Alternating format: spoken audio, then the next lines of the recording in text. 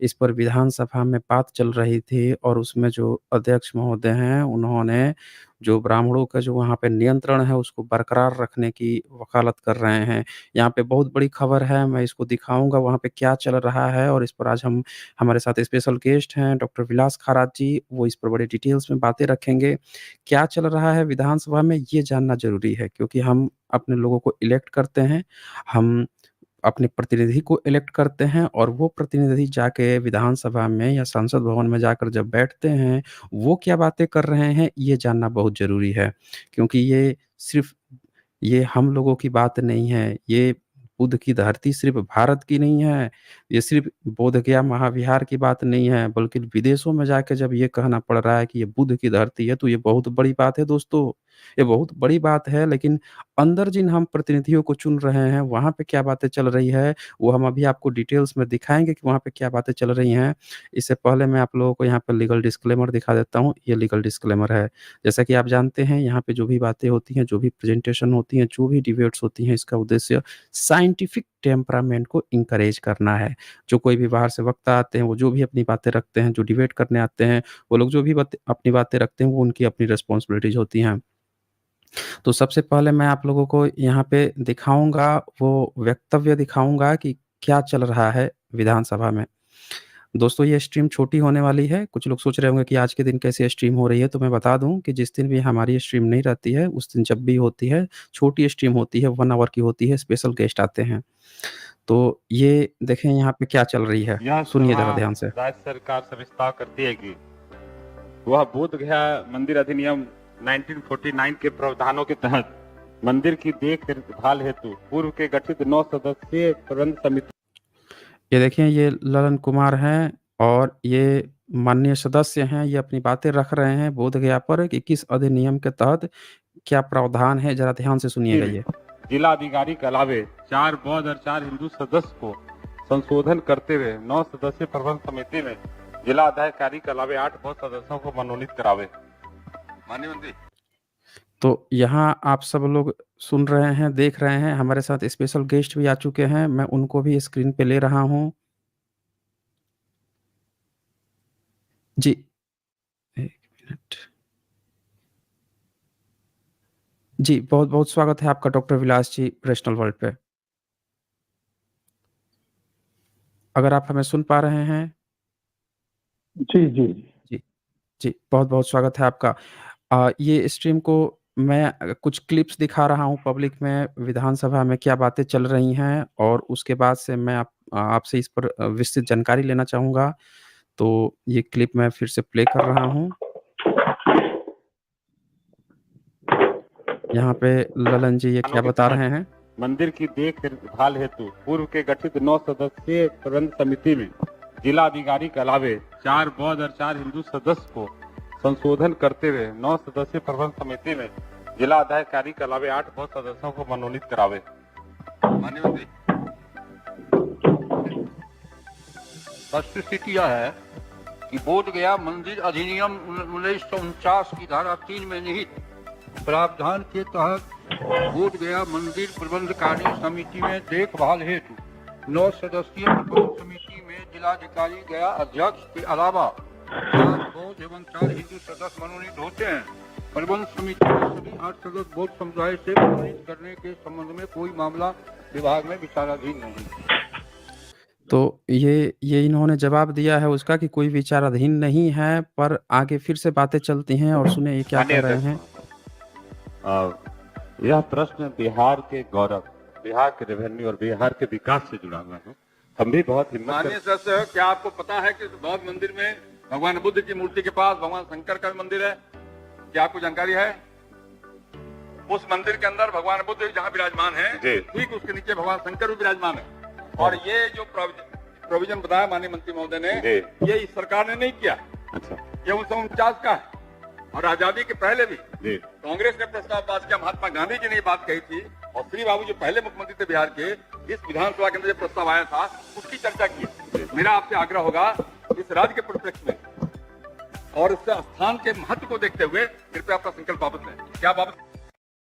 तो ये आपने सुना, यहाँ पे ये क्या कह रहे हैं कि वहाँ पे शिव का सीयू का ये अध्यक्ष हैं और ये बातें चल रही हैं, क्वेश्चन उठाए जा रहे हैं और अध्यक्ष महोदय का कहना है कि वहाँ पे शिव की मूर्ति है बुध के पास।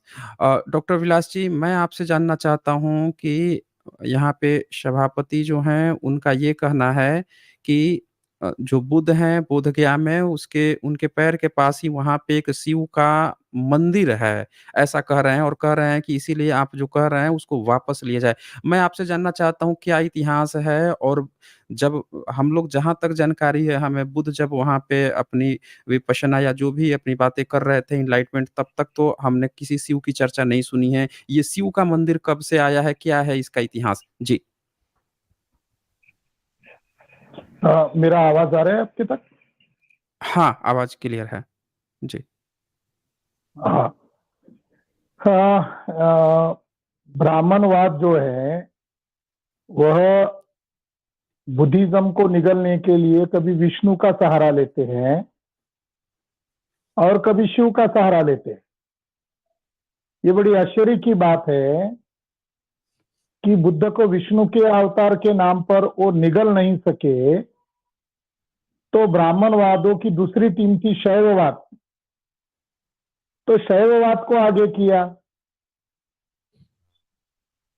और 1890 को जब एक्सकवेशन हुआ, महाबोधि महाविहार का excavation sir major general Cunningham के द्वारा कराया गया, तो उन्होंने उनके रिपोर्ट में साफ तौर पर लिखा हुआ है कि यहाँ ना शैवों का कोई अधिकार है ना वैष्णवों का कोई अधिकार है, यह पूर्णतः बौद्ध स्थल है और वहां पर एक वोटिव स्तूपा था टेम्पल के अंदर, तो उसको ब्राह्मणवादी लोगों ने उसको घीस घीस कर शिवलिंग के नाम पर प्रचार में लाया।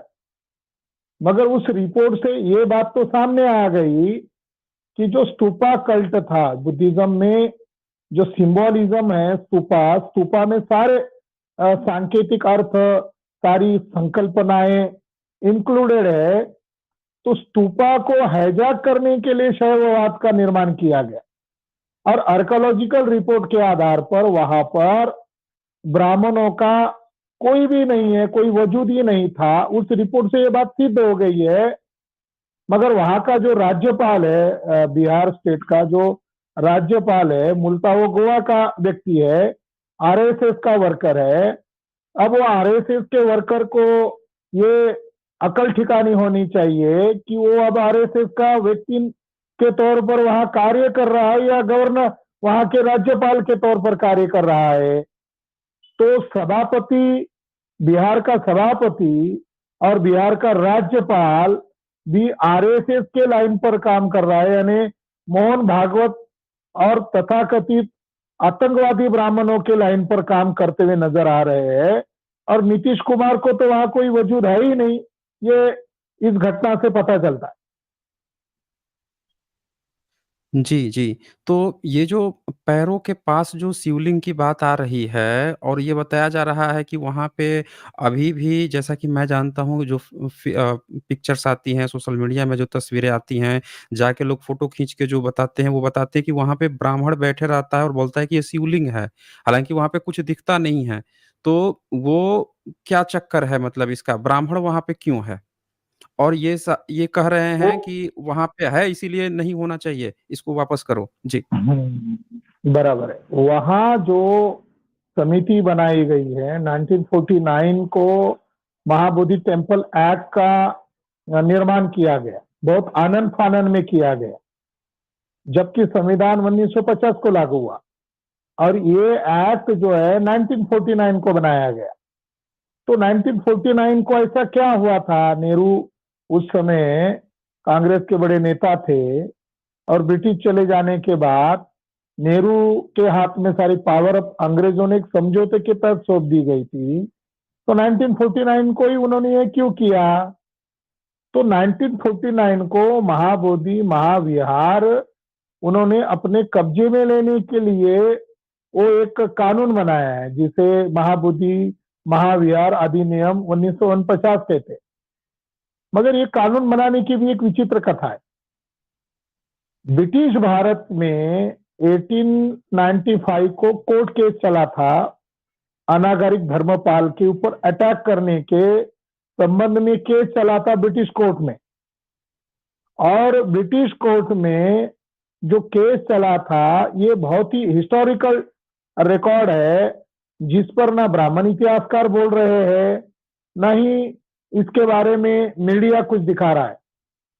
उस जजमेंट में साफ तौर पर यह कहा था कि ये बौद्धों का अंतरराष्ट्रीय धरोहर है और इसे बौद्धों के हवाले कर देना चाहिए। यानी 1895 को बुद्धिस्ट लोग जीत गए, मगर इंडिया में बुद्धिस्ट कहाँ थे? सारे लोगों को हिंदू बना लिया था। मगर वहां पर ब्रिटिश काल तक विदेश से बुद्धिस्ट लोग आते थे। तो ये घटना, ये दूसरी घटना ये हुई कि 1925 से 26 की बात है, गया में कांग्रेस का अधिवेशन था और उस दरमियान बुद्धिस्ट राष्ट्र के कुछ मंच लोग कांग्रेस के अधिवेशन में गए, मेमोरेंडम लेकर गए और उन्होंने गांधी जी को मेमोरेंडम दिया। तो गांधी जी ने उन मंच को, जो अलग अलग राष्ट्रों के मंच थे, उनको जवाब देते हुए ये कहा कि हम आपके पक्ष में हैं, बौद्धों के हवाले बोध गया होना चाहिए, इसके हम पक्ष में हैं। लेकिन भारत जो है ब्रिटिश का गुलाम है और ब्रिटिश कानून भारत पर लागू होने के कारण हम इसमें कुछ नहीं कर सकते जब तक हम लोग आजाद नहीं होते। और कांग्रेस के लोग फ्रीडम फाइट की मूवमेंट चला रहे हैं, तथाकथित आजादी की मूवमेंट चला रहे हैं। जब हम आजाद हो जाएंगे तो पहले नंबर पर बोध गया को हम बुद्धिस्टों के हवाला करेंगे। उसके बाद कांग्रेस की तरफ से राजेंद्र बाबू, जो कायस्थ कम्युनिटी के थे, बिहार के थे, उनकी एक कमेटी बनाई गई थी ये शो करने के लिए कि कांग्रेस के लोग बोध गया को मुक्त करने के लिए या बौद्धों के हवाला करने के लिए कितनी तत्पर है। मगर वही मामला आया और ब्रिटिश चले गए, मगर उन्होंने अपने वादे पर कायम नहीं रहे। कांग्रेस के लोगों ने अधिवेशन में बाज़ाब्ता घोषित किया था कि ब्रिटिश जाते ही हम लोग बोध गया को बुद्धिस्टों के हवाला कर देंगे। क्या ऐसा हुआ? नहीं हुआ। तो कांग्रेस के, अब गांधी जी की हत्या हो गई थी, अब कांग्रेस के नेता और देश के नेता के तौर पर नेहरू जी आ गए थे। तो नेहरू जी ने क्या किया, डॉक्टर राजेंद्र बाबू को नहीं भेजा। डॉक्टर राजेंद्र बाबू कायस्थ थे, डॉक्टर राजेंद्र बाबू को नहीं भेजा, उसकी बजाय ब्राह्मण व्यक्ति सर्वपल्ली राधाकृष्णन को वहां पर भेजा। और डॉक्टर राधाकृष्णन जो ब्राह्मण था और एंटी बुद्धिस्ट था और झूठ बोलने में माहिर था, इस राधाकृष्णन ने वहां के महंत ब्राह्मणों के साथ सीक्रेट मीटिंग किया और उस मीटिंग में उन्होंने उन ब्राह्मणों को कन्विंस किया कि आपका जो इलीगल कब्जा है, अब ब्रिटिश चले गए, ब्रिटिश के कारण आपके कब्जे को खतरा आ गया था, हम आपका कब्जा लीगल करना चाहते हैं, क्या आप इसके लिए राजी है? तो महंत ब्राह्मण को कन्विंस करके बाद में ये कानून बनाने की प्रक्रिया की गई। अगर 1949 ये एक्ट महंत ब्राह्मणों का कब्जा हटाने के लिए होता तो महंत ब्राह्मण उसके खिलाफ मोर्चा खोल देता। वैसा महंत ब्राह्मण ने कोई मोर्चा नहीं खोला, बल्कि मिठाई बांटी गई और महंत ब्राह्मण ने इस एक्ट का समर्थन किया और इस एक्ट में ब्राह्मणों का ही बहुमत होगा, 4 ब्राह्मण रहेंगे, 4 बुद्धिस्ट प्रतिनिधि रहेंगे और 5वां जो अध्यक्ष रहेगा वो कलेक्टर रहेगा और कलेक्टर भी ब्राह्मण ही रहना चाहिए, नॉन बुद्धिस्ट रहना चाहिए। यानी 5 लोगों का बहुमत होगा तो 4 लोगों के पास कोई अथॉरिटी नहीं होगी। इस दावपेच के तहत उस एक्ट को बनाया गया। मगर 1949 के समय और 2 घटना हुई। वो 2 घटना यह थी कि 1949 को ही गुजरात के सोमनाथ मंदिर का नवनिर्माण करने का काम नेहरू के द्वारा कराया गया। नेहरू को मालूम था कि ये स्थान जो है ये ओरिजिनल बुद्धिस्ट है और संविधान लागू होने के पहले हमें इसको आनंद फानन में शुरू कर देना चाहिए।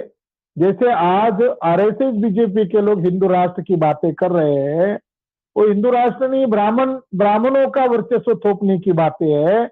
उसका नींव तो नेहरू के द्वारा डाला गया। अब उसके फल जो है ये आरएसएस और बीजेपी के लोग चख रहे हैं।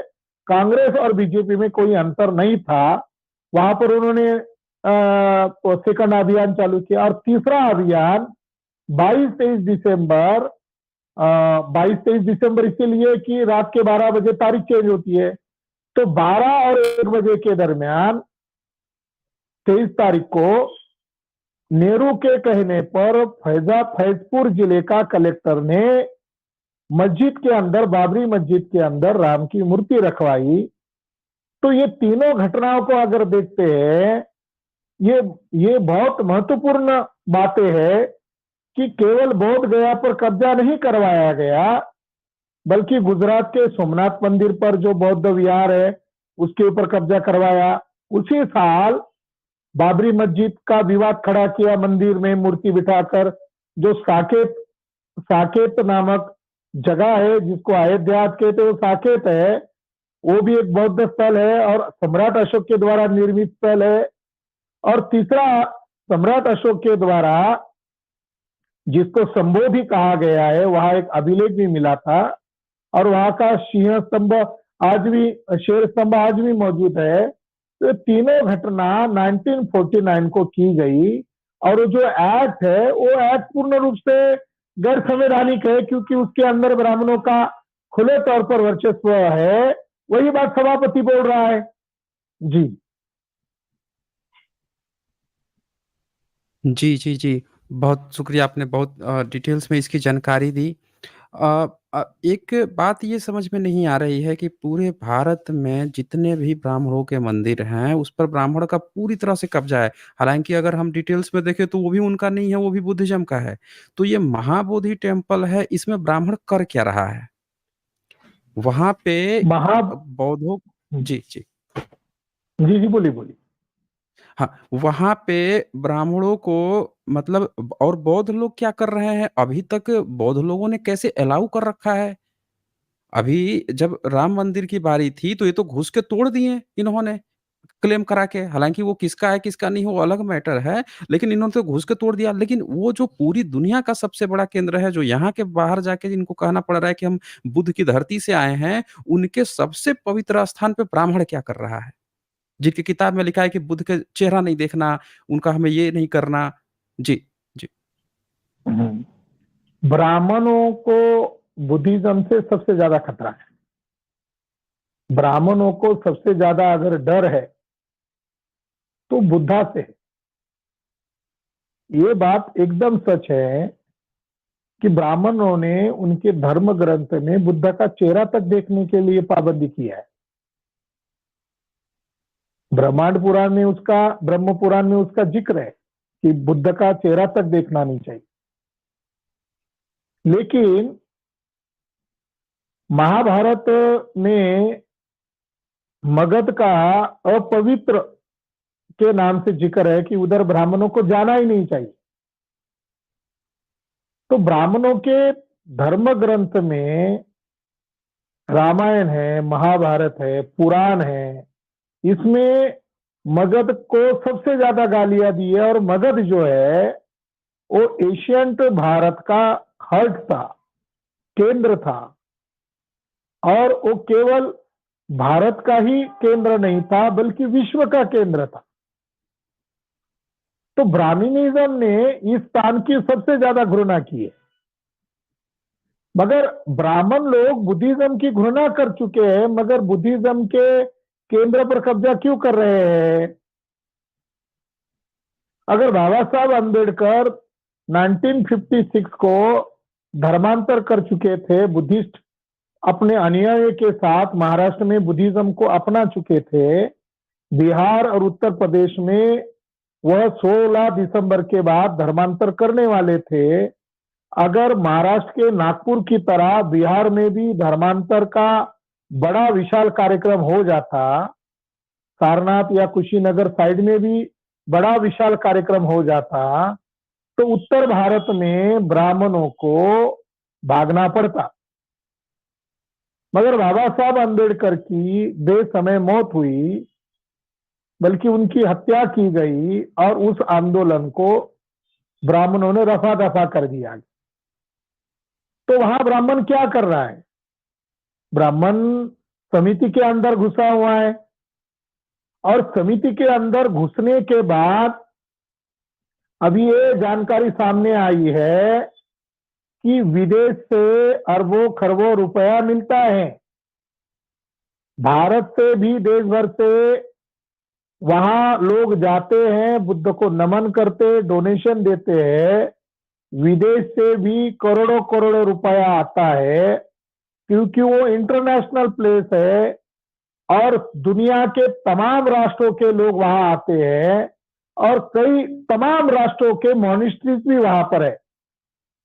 तो समिति का काम जो है उस महाविहार की मरम्मत करना, और जो फॉरेन से, देश से जो बुद्धिज्म को मानने वाले जो लोग हैं उनकी व्यवस्था करना, रख रखाव करना। मगर ये जानकारी सामने आई है, और इसको मीडिया वालों ने भी बिहार तक लीक कर दिया था कि समिति के लोगों ने आर्थिक भ्रष्टाचार बड़े पैमाने पर किया है। ये साल भर पहले की जानकारी लीक हुई है। तो इससे अंदाजा लग सकता है कि समिति के लोग वो जो अंतरराष्ट्रीय पैसा है उसका किस तरीके से गलत इस्तेमाल करते हैं। नंबर 2 बात, समिति का वहां क्या रोल है? समिति का वहां रोल है कि वहां रख रखाव करना, और वहां आने वाले बुद्धिस्ट लोगों को या अंतरराष्ट्रीय व्यक्तियों को कोई परेशानी न होना। मगर उसके सामने ही, महाबोधि महाविहार के सामने ही वहां इंक्रोचमेंट किया गया है शैववाद के नाम पर, और दीवार पर ही शंकराचार्य की जमीन ऐसा लिखा गया है। वहां लाखों बुद्ध की प्रतिमाएं, एक बुद्ध की प्रतिमा नहीं है, लाखों बुद्ध की प्रतिमाएं हैं। वो अब उस, मतलब आश्चर्य की बात है, उस समिति का जो मेंबर है ब्राह्मण महंत, वो इधर भी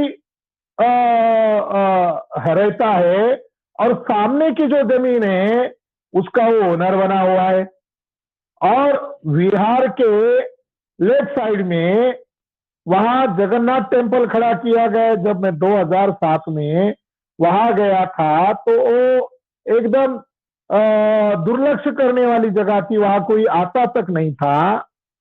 और अभी मैं वहां गया हूं तो मैंने देखा कि वहां 3 मंजिला मंदिर उन्होंने बना दिया है, मानो वो महाबोधि महाविहार के साथ वो स्पर्धा ही चल रही है। तो वो जो नव निर्माण हो रहा है, तो समिति के अंदर महंत ब्राह्मण होने के कारण वो ऐसा हो रहा है। यानी वो अंदर जाकर क्या कर रहा है? अंदर जाकर वो जो विश्व धरोहर है, वर्ल्ड हेरिटेज है, यूनेस्को ने उसको विश्व धरोहर की मान्यता दिया, और समिति के ही ब्राह्मण मेंबर ने शैव और वैष्णव के नाम पर इमारतें और बिल्डिंग खड़ा करना शुरू कर दिया। इससे पता चलता है कि समिति के ब्राह्मण लोग वो एक्ट के साथ भी बेईमान है।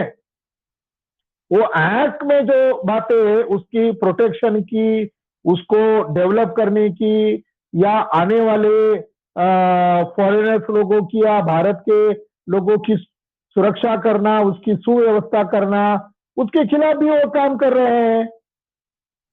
तीसरी महत्वपूर्ण बात यह है कि आप महाबोधि महाविहार के अंदर जब एंट्री करते हो तो उसके अंदर ही महाबोधि महाविहार के मेन टेम्पल के लेफ्ट साइड में आप देखते हो कि वहां एक छोटा सा कंस्ट्रक्शन है, जहां बोधिसत्व की प्रतिमा है, बुद्ध के फुटप्रिंट है। तो इसके ऊपर उसके दीवार पर ही लिखा हुआ है पंच पांडव। पांडव यानी उसके ऊपर शब्द प्रयोग किया है पांडव। और एक छोटे कमरे के अंदर शिवलिंग को स्थापित किया हुआ है। ये महाबोधि महाविहार के अंदर की बात मैं बता रहा हूं कि महाबोधि महाविहार के मुख्य एंट्रेंस के साइड में छोटा कंस्ट्रक्शन है, वहां पर उन्होंने शिवलिंग को स्थापित किया हुआ है। तो इसका मतलब ये है कि समिति में बैठे हुए जो 5 सदस्य ब्राह्मण हैं, ये बौद्ध धर्म के खिलाफ षड्यंत्र कर रहे हैं और उस पद पर रहते हुए कर रहे हैं। इस आधार पर हम कह सकते हैं कि उन सदस्यों को जेल में डालना चाहिए। उनको सदस्य रहने का कोई नैतिक अधिकार नहीं है। वो उस अंतरराष्ट्रीय धरोहर को खराब कर चुके हैं। और तो और जब अब श्रावण महीना आता है, ये वर्षावास आता है, दुर्गा का उत्सव आता है, रामनवमी का दिन आता है, तो खुले तौर पर वहां बाजा बजाया जाता है। उस स्थान को संबोधि स्थान अशोक ने कहा। वहां लोग मेडिटेशन करने जाते हैं, वहां बुद्ध को याद करने जाते हैं, बुद्ध के तत्व ज्ञान को समझने जाते हैं। विश्व के लोग वहां चैंटिंग करने आते हैं, मगर ब्राह्मणवादी लोग साल भर वहां बड़े पैमाने पर बाजा बजाते हैं और रामनवमी के दिन हथियार के साथ मंदिर में प्रवेश करते हैं। तो ये समिति के सहयोग के बगैर थोड़ी है। समिति के लोगों के सहयोग से उस अंतरराष्ट्रीय धरोहर की गरिमा को भ्रष्ट करने का और उस स्थान को ब्राह्मणों का स्थान है ये घोषित करने की साजिश है। और नीतीश कुमार आरएसएस का दलाल बनकर उसको मुक्त सहमति दे रहे हैं। जी जी, जी। यहाँ पे आपने बड़ी गहरी बात बताई है कि ये चीज़ें चल रही हैं महाबोधि महाविहार पे और अमूमन हर जगह पे जितने भी जो बुद्धिस्ट के हैं उसको हिंदू टेम्पल बना के, ब्राह्मण टेम्पल बना के कब्ज़ा किया गया है। हर जगह लगभग ये बातें चल रही है। महाबोधि तो सीधे-सीधे महाबोधि का फिर भी इस तरह से बातें चल रही हैं। मैं ये जानना चाहता हूँ कि भारत में जो बुद्ध को मानने वाले लोग हैं, जो कहते हैं कि हम विदेश बुद्ध की धरती से आए हैं या भारत में और जो कोर मानने वाले हैं, उन लोगों का क्या स्टैंड है? उनको अब क्या करना चाहिए? इसका जवाब देने के पहले एक बात मैं क्लियर करना चाहता हूं कि कुछ लोगों का ऐसा रवैया है कि कोर्ट में जाना चाहिए। कुछ लोगों का ऐसा स्टैंड है कि अगर ये बुद्धिस्तान है, ये बौद्धों का सेंटर है, जैसे मक्का के अंदर जो मुस्लिमों का मुख्य सेंटर है, मक्का के अंदर कोई भी गैर मुस्लिम एंट्री नहीं कर सकता। जैसे पर्यटन के नाम पर भी आप जा रहे हो तो मक्का के अंदर आपको एंट्री नहीं है, अगर मुस्लिम बनते हो तो आपको एंट्री है। जैसे वैसे ही क्रिश्चियनों का जो इंटरनेशनल वेटिकन सिटी है उसके अंदर गैर ईसाई लोगों का कब्जा नहीं है। मुस्लिमों के मक्का पर गैर मुस्लिमों का कब्जा नहीं है। वेटिकन सिटीज पर ईसाइयों के गैर ईसाइयों का कब्जा नहीं है। गुरुद्वारा पर गोल्डन टेम्पल पर नॉन सिखों का कब्जा नहीं है। तो बौद्धों के विश्व धरोहर पर, संबोधि स्थल पर, महाबोधि पर विदेशी ब्राह्मणों का कब्जा कैसे है? तो ये जानकारी जब लोगों को मिलती है या लोगों में हम लोग प्रचार करते हैं तो कुछ लोग जो लोकतंत्र को मानते हैं, लोकतंत्र पर जिनका यकीन और विश्वास है, वो ये बताते हैं कि कोर्ट में जाना चाहिए। 2018 में मुझे वांगड़ी सिलीगुड़ी के एक बुद्धिस्ट व्यक्ति के द्वारा संपर्क हुआ जब लॉकडाउन था, और उनका ये बार बार आग्रह था कि मुझे आपको मिलना है, मगर मैं डायबिटिक पेशेंट हूँ, 80 ईयर ओल्ड हूँ और मैं सफर नहीं कर पा रहा हूँ, कृपया आप मुझे मिलिए। तब लॉकडाउन था और लॉकडाउन के पीरियड में ही उनका देहांत हुआ। मगर मैंने उनको पूछा कि मिलने की वजह क्या है, तो उन्होंने कहा कि मैं सुप्रीम कोर्ट में महाबोधि महाविहार को लेकर कोर्ट में केस दर्ज किया था 2012 में, सन 2012 में। 2018 में सुप्रीम कोर्ट ने फैसला दिया, आखिरकार उनको फैसला देना पड़ा। फैसला कितने लाइन का है? 8 या 10 लाइन का था। यानी 2012 से केस शुरू किया और सुप्रीम कोर्ट ने 2018 को 8 या 10 लाइन का ऑर्डर निकाला, जजमेंट दिया, और उस जजमेंट में जज महोदय ने बड़े चालाकी से ये लिखा कि उनकी प्रे थी, उनकी डिमांड थी कि महाबोधि महाविहार ये निर्विवाद बुद्धिस्ट प्लेस होने के कारण वहां पर अन्य गैर बुद्धिस्ट सदस्यों का क्या काम है? वहां पर सभी सदस्य 9 के 9 सदस्य बुद्धिस्ट होने चाहिए, ये उनका प्रे था, ये उनकी डिमांड थी।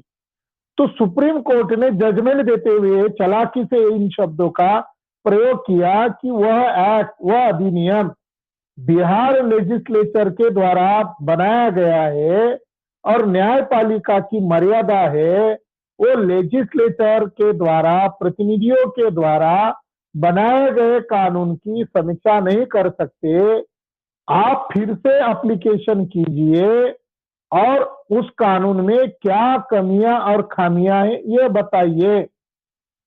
80 ईयर ओल्ड आदमी था, उसकी उम्र को लिहाज करना चाहिए था, बल्कि उसको, उस व्यक्ति को, सम्मानीय व्यक्ति को दोबारा अर्जी करने को कहा।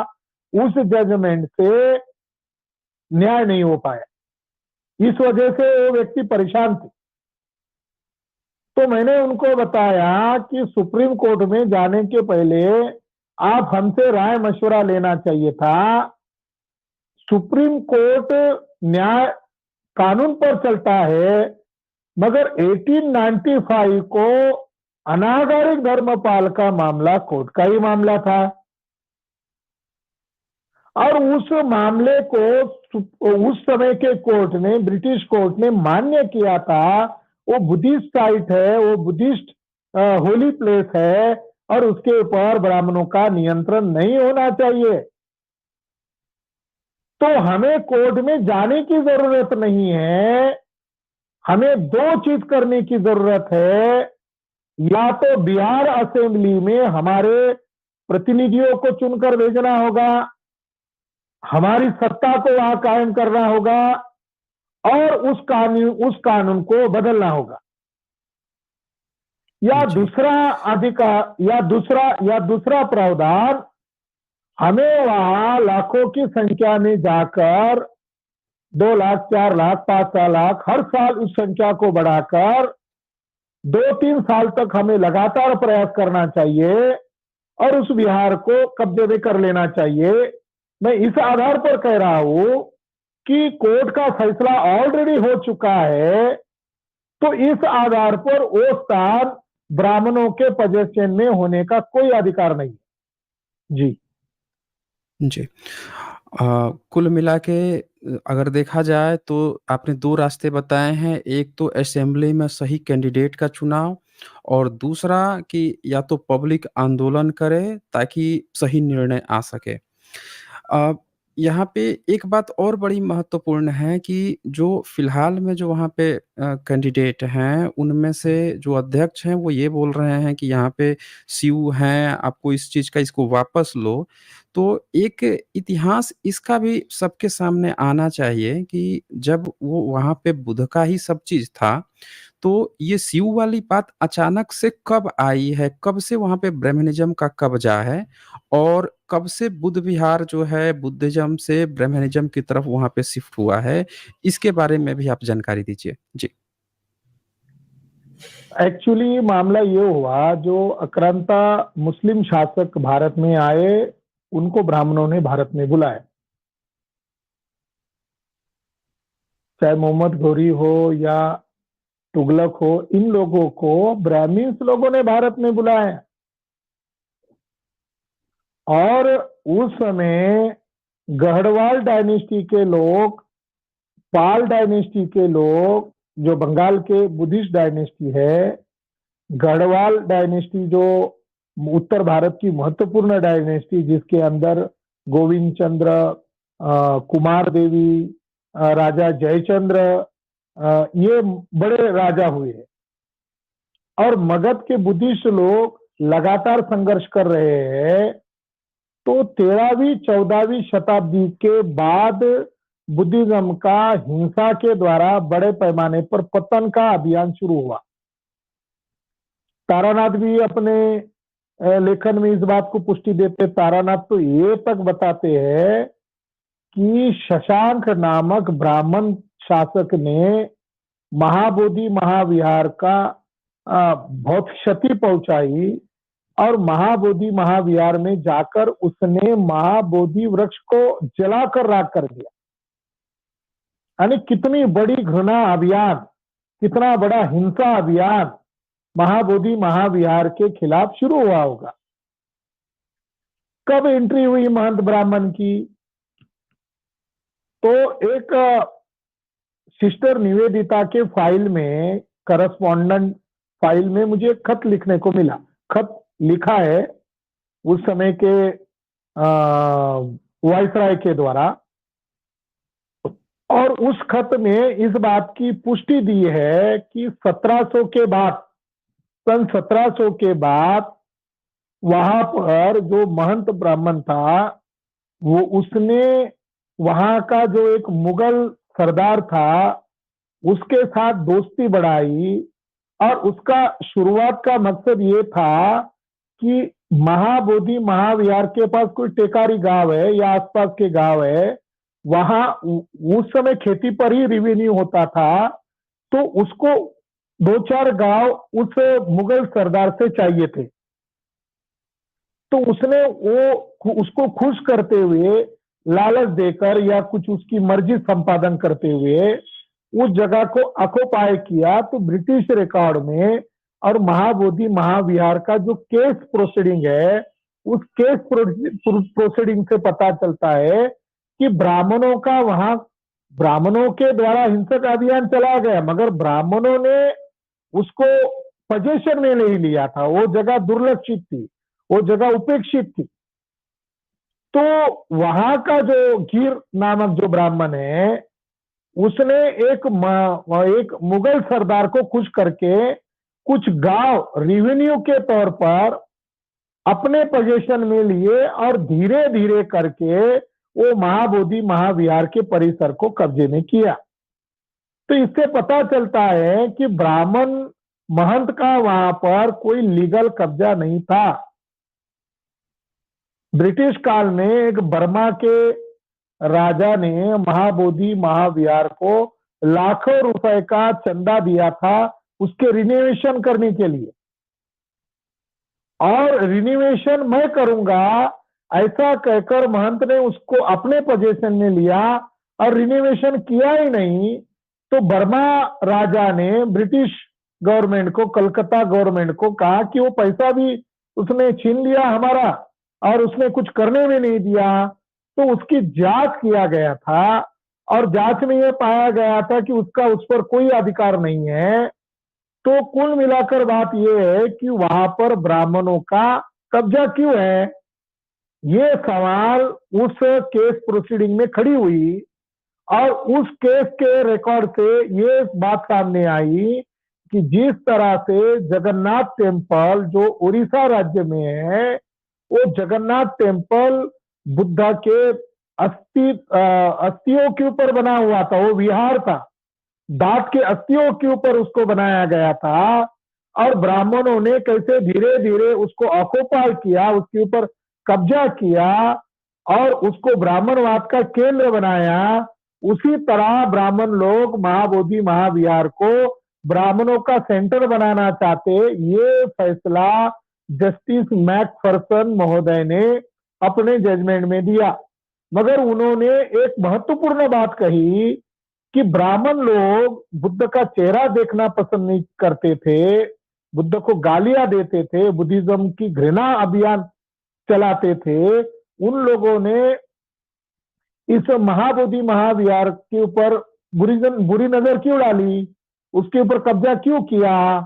तो उस जजमेंट का ये कहना है कि शंकराचार्य ने जो 4 धाम बनाए हैं, वो 4 धाम मूलतः बौद्धों के पवित्र धर्मस्थल थे। धर्मस्थल से ही धाम शब्द बना हुआ है, तो वो बौद्धों के पवित्र धर्मस्थल थे। तो उन्होंने जज महोदय ने आगे ये बताया कि ब्राह्मणों की नियत बुरी नियत है, वह मूल बौद्धों को हिंदू बनाने के लिए, हिंदू यानी ब्राह्मणों के गुलाम, मूल बौद्धों को हिंदू बनाने के लिए उसके ऊपर कब्जा करना चाहते हैं। ये उस जजमेंट का निचोड़ था। आज भी मुझे वही लग रहा है कि बुद्धिज्म की लहर डॉक्टर बाबा साहब अम्बेडकर, अनागारिक धर्मपाल के बाद डॉक्टर बाबा साहब अम्बेडकर ने लगाई है। तो भारत के अंदर ब्राह्मणवाद को अगर कोई चुनौती दे रहा है, तो भारत के SC ST OBC के लोग, जिनका लगाव अब बुद्धिज्म की तरफ बढ़ रहा है और उस भारी तादाद में बोध गया की तरफ हर साल जा रहे हैं, साल भर जा रहे हैं, और इससे ब्राह्मणों को बड़ा चुनौती हो रहा है। इस वजह से ब्राह्मणों के मन में बड़ा परेशानी हो रही है। जी, जी। बहुत खूबसूरत आपने यहाँ पे जवाब दिया है। कुल मिला के अगर देखा जाए तो जो शिवलिंग की बात वहाँ पे कह रहे थे कि वहाँ पे शिवलिंग है या शिव का मूर्ति है। मतलब यहाँ वाल्मीकि रामायण का हम एक रेफ़रेंस दिखाएँ जिसमें वाल्मीकि रामायण पे तो इन्होंने अब तो राम मंदिर तक बना दिया इस किताब में, और इस किताब के अयोध्या कांड के जी, अयोध्या कांड के 109 सर्ग के, गीता प्रेस गोरखपुर की किताब है, अयोध्या कांड 109 सर्ग का ये 34 नंबर जो श्लोक है, इसमें जब ये साफ-साफ लिख ही देते हैं कि जैसे चोर दंडनीय होता है, उसी प्रकार बुद्ध भी दंडनीय है। तथागत और नास्तिक को भी यहाँ इसी कोटि में समझना चाहिए, यानी चोर समझना चाहिए। इसीलिए प्रजा पर अनुग्रह करने के लिए राजा द्वारा जिस नास्तिक को दंड दिलाया जा सके, उसे तो चोर के समान दंड दिलाया ही जाए, परंतु जो वश के बाहर हो, उस नास्तिक के प्रति विद्वान ब्राह्मण कभी उन्मुख न हो, उससे वार्तालाप न करे। तो जब ये ब्राह्मण का ये सिद्धांत था, उसने अपनी किताब में जब ये लिख ही रखा है, तो ये कितना इम्पॉसिबल है कि बुद्ध के मूर्ति के सामने शिव की मूर्ति बनाएगा वो? कैसे बना देगा भाई, या शिवलिंग स्थापित करेगा? हो ही नहीं सकता, इम्पॉसिबल। तो ये तो एकदम क्लियर कट है कि जो ब्राह्मण ये भी कह रहा है कि हमें बुद्ध का चेहरा नहीं देखना है, अब ये कह रहा है भविष्य पुराण में कि अगर पागल हाथी आए तो भले पागल हाथी से कुचल जाओ, लेकिन बौद्धों के मंदिर में ना घुसो, वो बुद्ध को चोर बता रहा है, तो वहाँ पे शिवलिंग कैसे हो सकता है या शिव कैसे हो सकते हैं? तो ये बात सब लोगों को समझनी चाहिए कि किस तरह से ब्राह्मणीकरण हो रहा है और किस तरह से जो सेलेक्टेड इलेक्टेड जो भी कैंडिडेट हैं, वो भी अपनी बातें सबूतों के साथ नहीं रख रहे हैं, इस पर सबूतों के साथ बहस नहीं हो रही है। अच्छा, मेरा एक और सवाल है डॉक्टर विलास जी, कि जो कैंडिडेट इलेक्ट होके जाते हैं, क्या उनको हिस्ट्री की नॉलेज नहीं होती है, या फिर वो सिर्फ़ मतलब पब्लिक को ये दिखाने के लिए हम क्वेश्चन पूछ रहे हैं, इस तरह से बस एक क्वेश्चन सा पूछ लेते हैं, उस पर कड़ी डिबेट नहीं करते वहाँ पे असेंबली में? ये बात तो एकदम महत्वपूर्ण आपने बताई। जिस कैंडिडेट ने, एक तो कैंडिडेट सवाल नहीं पूछते हैं, मगर एक कैंडिडेट ने जो सवाल पूछा है, उस सवाल में उन्होंने ये दलील दिया, उनको शायद मालूम होगा, या वो ब्राह्मणवाद को भी नाराज नहीं करना चाहते होंगे, या उन्होंने ऐसा सोचा होगा कि 4 ब्राह्मण को रहने दिया जाए, 5 ब्राह्मणों को रहने दिया जाए और 4 अन्य बौद्ध सदस्य को लिया जाए। ऐसी डिमांड वो माननीय मेंबर असेंबली के MLA महोदय पूछ रहे हैं। दरअसल ये डिमांड भी गलत है। वो स्थान अगर बौद्धों का है, तो वहां 5 ब्राह्मणों के सदस्यों का रहने का क्या तात्पर्य है? अगर मान लो 4 सदस्य ले भी लिया, 4 सदस्य पहले ऑलरेडी बुद्धिस्ट है, 5 सदस्य ब्राह्मण है और 4 सदस्य ले भी लिया, तो ये 8 सदस्य क्या करेंगे? वो 8 सदस्य केवल टूल होंगे ब्राह्मणवाद के, या जैसे पार्लियामेंट या असेंबली में रिजर्व सीट से शेड्यूल कास्ट शेड्यूल ट्राइब के लोग जो ब्राह्मणवादी दलों से चुनकर जाते हैं, क्या वो अपने समाज के हित में वहां बात करते हैं? बाबा साहब अंबेडकर उनको दलाल कहते हैं, टूल स्टूज एजेंट कहते हैं। तो उसी तरह ये 4 होंगे, और जबकि उन्होंने सवाल किया मगर आर्गुमेंट नहीं किया। आर्गुमेंट का मतलब है उन्होंने वो तथ्य और प्रमाण सबूत पेश करने चाहिए थे, वो उन्होंने किए नहीं है। ये बहुत ही गलत बात है जी। जी, जी। क्योंकि जब तक वहाँ पे ये बातें खड़ी नहीं होंगी, वहाँ पे ये बातें रखी नहीं जाएँगी, आर्गुमेंट नहीं रखे जाएँगे, तब तक पब्लिक में ये कैसे मैसेज जाएगा? क्योंकि जितनी पब्लिक जो देख रही है, वो बहुत सारी पब्लिक जानती ही नहीं है सच्चाई। अब वहाँ पे एक तरफ़ा हमने देखा कि जो सभासद हैं, वो तो या अध्यक्ष हैं, वो तो सीधे बोल दिए कि वहाँ पे है और इतना अगर पब्लिक देखेगी तो उसको उसको सच्चाई नहीं पता है, वो तो सोचेगी कि वाक़ई में है। ये बात थोड़ी जानती है कि कब से है, क्यों है, कहाँ से है? जी। अब वो सभापति ने जो जवाब दिया और सरकार पक्ष की तरफ से जो आंसर दिया गया कि अभी विचाराधीन नहीं है, ये जवाब दिया। वो 4 अन्य सदस्य बढ़ाने का मामला विचाराधीन नहीं है, ये उन्होंने जवाब दिया।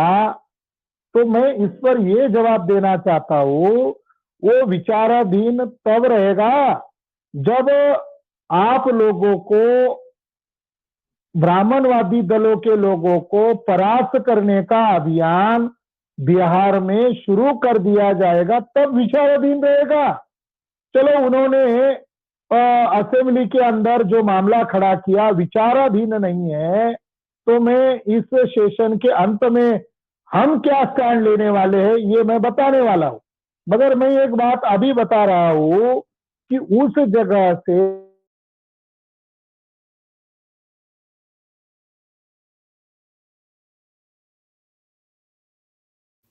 जी, आपकी साउंड मेरे ख़्याल से वो हो गई है, हैंग हुई है।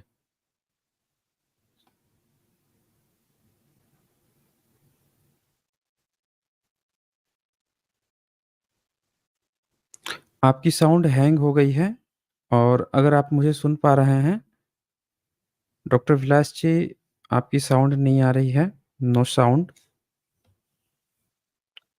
अ, मुझे लगता है कि थोड़ी-सी टेक्निकल प्रॉब्लम आई है, तो साथियों वेट करें, अब हम लोग ये लास्ट सेशन में ही हैं।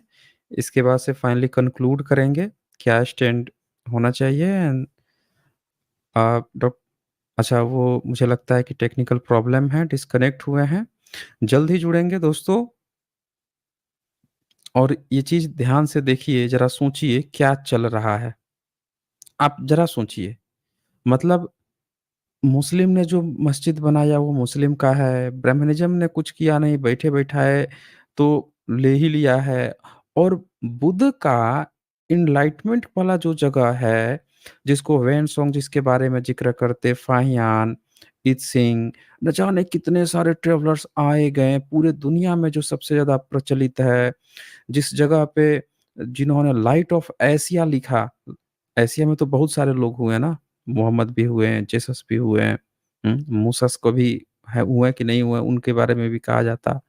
लेकिन उस जगह पे जैन भी हुए हैं, लेकिन उस जगह पे कहा गया बुद्धा को लाइट ऑफ एशिया, उन्होंने भी उसकी चर्चा की और उस जगह पे तो जी, अब ये चूँकि हम लोग अब जी आखिरी मेरा दौर में नेटवर्क। मैं हाँ हाँ, हाँ, आखिरी दौर में तो अब मैं आपसे जी यही जी जानना चाहता हूँ कि आप लोगों का क्या स्टैंड नहीं है? मैं जी, मैं जी। मैं मैं दो बातें क्लियर करना चाहता हूँ। ये मेरे पास एक किताब है जिसका हुँ, हुँ। टाइटल है बम फोड़े ब्राह्मणवादियों ने सूली पर चढ़े मुसलमान। यह हुँ, किताब महाराष्ट्र के पूर्व आईजी मुशर्रफ जी ने लिखा है। Okay. Brahmin bombed and Muslim hanged. हुँ, इसके अंदर गया में जो बम ब्लास्ट हुआ था उस बम ब्लास्ट के जजमेंट के बारे में समीक्षा की गई है। महाराष्ट्र के पूर्व आईजी ने, जो आईजी है, उन्होंने जो उस बम ब्लास्ट का निचोड़ निकाला, उनका ये कहना है कि अंदर वो आदमी कैसे घुसा। तो उसकी वजह है कि बगल में जो जगन्नाथ टेम्पल है, रथ यात्रा या वहां कोई फेस्टिवल के नाम पर अंदर घुसा, और समिति के अंदर ब्राह्मण है। मंदिर पर जगन्नाथ टेम्पल के साथ इनका कोई लिंक है ब्राह्मण होने के नाते।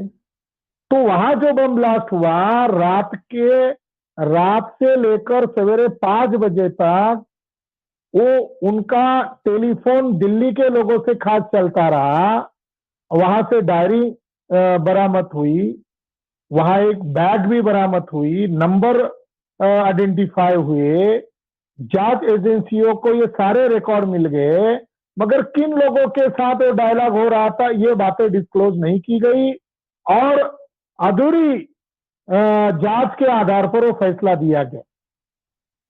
तो मेरा ये आशंका है कि इसके साथ वो जो समिति के ब्राह्मण है उनका लिंक होने की ज्यादा संभावना है, आरएसएस के ब्राह्मणों की लिंक होने की ज्यादा संभावना है। नंबर 1 बात ये है।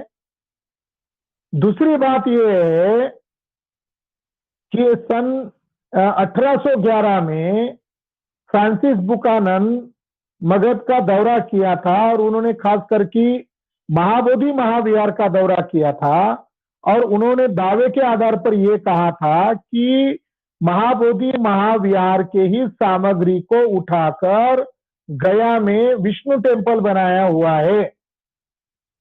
तो ब्राह्मणवाद के लोगों ने जो सूची बनाई थी, तीर्थों की 7 सूची बनाई थी, यहां तक कि गया को तीर्थ क्षेत्र मानना चाहिए, रामायण में भी जिक्र नहीं है। ये ब्राह्मणों ने पिछले 200 साल में ये खास करके योजना की गई। जैसे ही देश भर में बुद्धिज्म उत्खनन के द्वारा सामने आ रहा था, महाबोधि महाविहार पर बौद्धों का नियंत्रण होना कोड के जरिए से प्रतिक्रिया के रूप में गया को श्राद्ध का केंद्र बनाया और इस आधार पर आज गया सेंटर बना हुआ है। एक बात यह है। दूसरी बात आपने ये कही कि अब हम क्या करेंगे। मैं इस प्रोग्राम के माध्यम से देश भर के तमाम SC ST OBC मूल निवासी बहुजनों को मैं ये अपील कर रहा हूं कि हम लोग इस बिहार असेंबली के तथाकथित सभापति या तथाकथित पार्टी के खिलाफ, बिहार असेंबली के खिलाफ देशव्यापी आंदोलन करने वाले हैं। हम 550 जिलों में, 31 राज्यों में, 550 जिलों में, 4500 तहसील में इसके खिलाफ ज्ञापन आंदोलन देंगे, धरना आंदोलन करेंगे, रैली प्रदर्शन करेंगे और भारत बंद भी करेंगे। ये बड़ी एक्शन हम करने वाले हैं, हम चुप बैठने वाले नहीं हैं। और आने वाले समय में वो अगर नहीं मानते हैं, भारत बंद करने के बाद भी नहीं मानते हैं, तो हम लोग 4-5 लोगों की 4-5 लाख तादाद में जो महाबोधि महाविहार के कुछ ही अंतर पर 1 किलोमीटर के दायरा भी नहीं होगा, बगल में ही महंत की कोठी है और महंत की कोठी में 100-150 बुद्ध की, शाक्य मुनि बुद्ध की मूर्तियां हैं, इंस्क्रिप्शन है, अभिलेख के पत्थर है, रॉक एडिक्ट है, वोटिव स्तूपास है और बुद्ध की मूर्तियों को दीवार में गाड़ कर और छुपा के रखा हुआ है। तो बिहार का गवर्नर आरएसएस का है, आर्कोलॉजी का डायरेक्टर आरएसएस को फॉलो कर रहा है। तो हमें लोकतांत्रिक संस्थाओं से उम्मीद और अपेक्षा है, मगर वो लोग संविधान के खिलाफ जाकर अगर व्यवहार करेंगे तो हमें महंत के कोठी पर मोर्चा लेकर जाना होगा। मैंने महाबोधि महाविहार के बगल में ही कालचक्र मैदान पर पिछले साल पूरे बिहार से लोगों को हमने इकट्ठा किया था। 25,000 की तादाद में बिहार राज्य से ही लोग आए थे और पुलिस और कलेक्टर के प्रतिनिधियों के सामने मैंने उस कानून में क्या और कमियां और खामियां हैं ये गिनाते हुए महाबोधि टेम्पल एक्ट को सबके सामने मैंने आग लगाकर दिया था, जला दिया था। उस एक्ट को हम मानेंगे नहीं और मान के कोठी पर हम मोर्चा लेकर जाएंगे।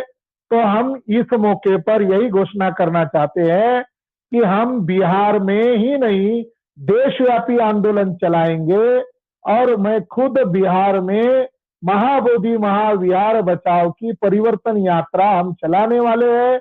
अगले साल 2025 में बिहार में असेंबली का चुनाव है, तो हम भी देखते हैं उनको अंदर कैसे वो पहुंचते हैं। हम हमारे प्रतिनिधि बिहार असेंबली में भेजेंगे। लोकतांत्रिक ढंग से हम लड़ना जानते हैं। असेंबली में जो उन्होंने विवाद खड़ा किया उसका उन्हें हम मुंह तोड़ जवाब देंगे। जी, बहुत-बहुत शुक्रिया, आपने यहाँ पे बिल्कुल पिक्चर क्लियर कर दिया है और सभी साथियों आप लोग ये देख सकते हैं कि क्या चीज़ें चल रही हैं। मैं आप सबसे कहूँगा कि इस वीडियो को ज़्यादा से ज़्यादा शेयर कीजिए, सभी बहुजन सभी लोगों तक ये पहुँचाइए ताकि ये सच्चाई जो है घर-घर में पहुँच सके। अन्यथा हज़ार सालों से अब शोषण तो हो ही रहा है, आज की भी डेट में क्या शोषण हो रहा है, कैसे हो रहा है, उससे आप बिल्कुल अनजान हैं क्योंकि टीवी मीडिया के माध्यम से ये बातें आपको नहीं बताई जाती हैं और कभी नहीं बताई जाएँगी। तो ये सारी गूढ़ बातें जो हैं हम लोगों के इस प्लेटफ़ॉर्म से आती है, इसीलिए इसको घर-घर तक पहुँचाना बहुत ज़रूरी है। तो मैं